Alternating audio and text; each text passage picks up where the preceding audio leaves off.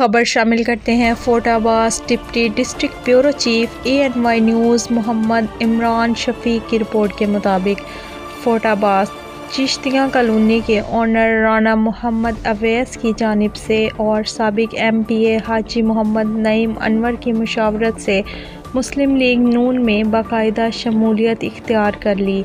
इस हवाला से चिश्तिया कॉलोनी में एक पुरवकार तकरीब मुनक्कद हुई। इस कन्वेंशन में मुस्लिम लीग नून के उम्मीदवार कौमी असम्बली चौधरी नूरुल हसन तनवीर और सूबाई असम्बली मुजफ्फर इकबाल, साबिक MPA हाजी मोहम्मद नईम अनवर, चौधरी मोहम्मद अब्दुल्ला, चौधरी अहमद नईम अनवर समेत दीगर रहनुमाओं ने शिरकत की। मेहमानों की आमद पर शानदार इस्तकबाल किया गया।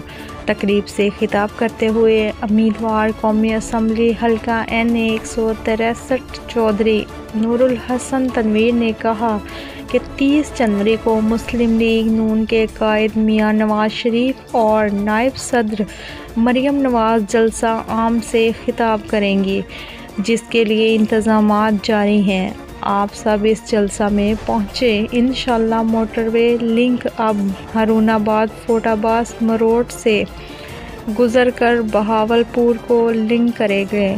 हम ये मुतालबा मियां नवाज शरीफ के आगे रखेंगे।